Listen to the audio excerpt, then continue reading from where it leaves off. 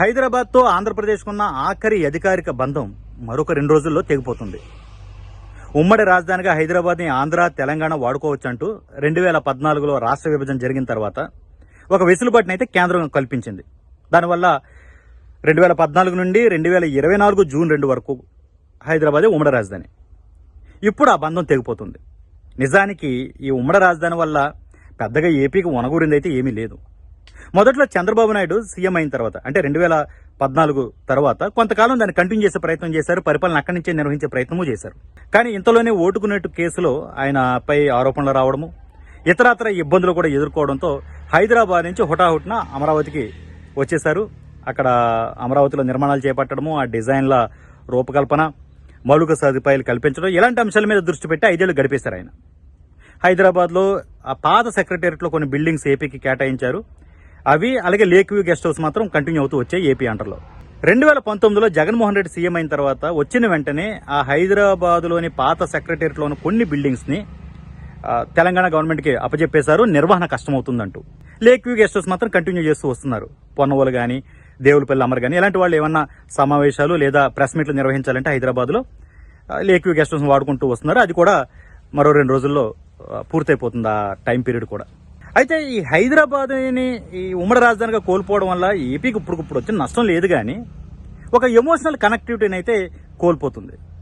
ముఖ్యంగా అప్పట్లో సమైక్యవాదంతో పోరాడిన వారు, అలాగే ఏపీ రీఆర్గనైజేషన్ బిల్ అంటే ఏపీ పునర్విభజన బిల్లు సరిగ్గా లేదు, ఏపీకి అన్యాయం చేశారంటూ అప్పట్లో నిరసనలు వ్యక్తం చేసిన వాళ్ళు ఎమోషనల్గా ఫీల్ అయ్యే సందర్భం ఇది. ఇవన్నీ పక్కన పెడితే, హైదరాబాద్ విషయం పక్కన పెడితే, జూన్ 2తో ఆంధ్రప్రదేశ్కి రావాల్సిన కొన్ని ముఖ్యమైన ఆస్తులు, సంస్థలు, వీటికి సంబంధించిన క్లారిటీ ఇకపై రాదని అర్థమైపోతుంది. వాటిని ఏపీ కోల్పోతున్నట్టే విశ్లేషకులు చెప్తున్నారు. ముఖ్యంగా ఆంధ్రప్రదేశ్ పునర్విభజన బిల్లులో 9, 10 షెడ్యూల్ చాలా కీలకమైనవి. వాటిలో 2 రాష్ట్రాల మధ్య విభజన జరపాల్సిన సంస్థలు, శిక్షణా సంస్థలు, కంపెనీలు ఇలాంటివి చాలా ఉన్నాయి ప్రభుత్వ రంగానికి సంబంధించినవి. వాటి విభజన ఇంతవరకు కూడా సరిగ్గా జరగలేదు, ఇకపై జరుగుద్దో లేదో కూడా తెలియని పరిస్థితి.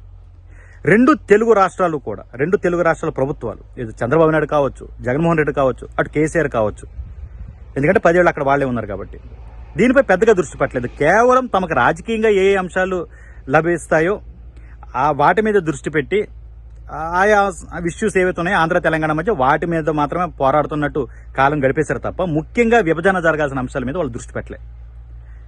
ఈ 9వ షెడ్యూల్లో ఏపీకి సంబంధించి 89 ప్రభుత్వ కంపెనీలు, సంస్థలు ఉన్నాయి. వాటికి సంబంధించిన పంపకం జరగాలి. ఇందులో AP state agro industrial corporation, AP state where housing corporation ఇలాంటివి చాలా ఉన్నాయి. ఈ ముఖ్యమైన సంస్థలు, వాటి ఆస్తులు అనమాట ఇవి. అదేవిధంగా షెడ్యూల్ 10 దీంట్లో ఈ ట్రైనింగ్ అంటే శిక్షణ సంస్థలు ఉంటాయి కదా, అవి చాలా ఉన్నాయి, 107 ఉన్నాయి. అందులో చాలా ముఖ్యమైనవి ఏంటంటే forest academy, centre for good governance, AP police academy ఇలాంటివి. ఇవన్నీ కూడా వాటికంటూ చాలా ఆస్తులు ఉన్నాయి. సంస్థలకు సంబంధించిన విభజన జరగాల్సి ఉంది. ఏపీలో కొత్తగా అవన్నీ రెడీ అవ్వాలి. వీటి మీద క్లారిటీ ఇంతవరకు కూడా ప్రభుత్వ పెద్దలు పెట్టలేదు. ఇప్పుడు తెలంగాణలో సీఎం అయిన రేవంత్ రెడ్డి మొత్తం ఏవైతే ఉన్నాయో విభజనకు సంబంధించిన ఆఖరి ప్రక్రియ కూడా పూర్తి చేసిందంటూ అధికారులకు ఆదేశాలు ఇచ్చేశారు. 2వ తారీఖుతో అవన్నీ కూడా పూర్తయిపోతాయి. అలాగే విద్యుత్ బకాయిలకు సంబంధించిన ఇప్పటికీ క్లారిటీ లేదు. ఏపీకి విద్యుత్ సంస్థల నుంచి అంటే తెలంగాణ నుంచి విద్యుత్ సంస్థలకి 6,700 కోట్ల రూపాయల మనీ రావాల్సి ఉంది, బకాయిలు ఉన్నాయి. దానిపై వాళ్ళు కోర్టులకు వెళ్లారు, కేంద్రం దగ్గరికి వెళ్లారు. చివరికి అవి తొందరగా తేల్చమని కేంద్రం చెప్పింది, కోర్టులు చెప్పింది. తీరా చూస్తూ ఇప్పుడు తెలంగాణ ప్రభుత్వం అసలు ఏపీఏ తిరిగి కట్టాలంటూ వాళ్ళు కొత్త వాదన తెరపైకి తీసుకొచ్చారు ఈ డబ్బులు. సో ఇదంతా ఒక గజిబిజి వ్యవహారంగా ఉంది. వీటికి అంటే 2వ తారీఖుతో ఈ ఉమ్మడి రాజధాని కూడా పూర్తయిపోతే టైం పీరియడ్. ఇక వీటిపై క్లారిటీ వస్తుందా రాదా, వీటికి సంబంధించిన ఆస్తుల పంపకంపై నెలకొన్న స్తబ్దత ఏదైతే ఉందో అది ఇంకా అలాగే కంటిన్యూ అయిపోతుందనే అనుమానాలు అందరిలోనూ ఉన్నాయి. ఏ ప్రభుత్వ సంస్థ దాని మీద అంటే దృష్టి సరిగ్గా పెట్టలేదు. అధికారులు స్పందించాలన్నా ముందు ప్రభుత్వ పెద్దల నుంచి ఆ దిశగా ఆదేశాలు వాళ్ళకి రావాలి. అది కూడా ఏం కనిపించడం లేదు. ఈ నేపథ్యంలో జూన్ 2 వచ్చేస్తుంది, ఆఖరి రోజు కూడా పూర్తయిపోతుంది హైదరాబాద్తో.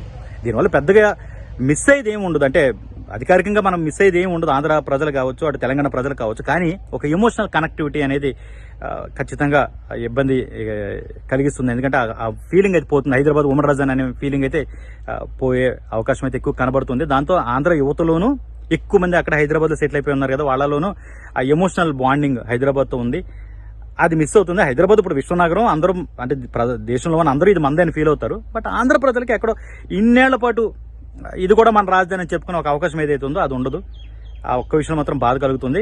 బట్ అధికారికంగా ఆంధ్ర ప్రజల పరంగా ఖచ్చితంగా ఈ ఆస్తుల పంపకము, శిక్షణా సంస్థలు, ప్రభుత్వ కంపెనీలు వాటికి సంబంధించిన విభజన జరగలేదనే బాధ అలాగే ఉండిపోతుంది. ఇవి జరుగుతాయి లేదు అన్న గ్యారెంటీ కూడా కనిపించట్లేదు. ఇవే కాదు, ఆర్టీసీకి సంబంధించిన ఆస్తులు చాలా ఉన్నాయి.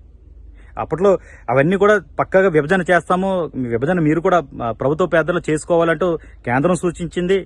కానీ ఇక్కడ ప్రాంతీయ పార్టీలు పవర్లోకి రావడంతో దానిపైనే దృష్టి పెట్టడం మానేశారు. ఎంతసేపు తమకు సంబంధించిన రాజకీయ ప్రయోజనాల మీద వాళ్ళు దృష్టి పెట్టేశారు.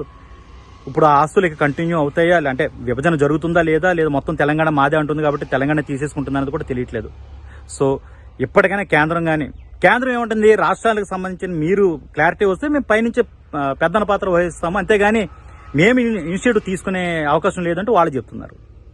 మరి వీటన్నిటి నేపథ్యంలో ఏపీకి రావాల్సిన ఆస్తులు, సంస్థలు వస్తాయి లేదనేది ఒక డౌట్గానే మిగిలిపోతుంది.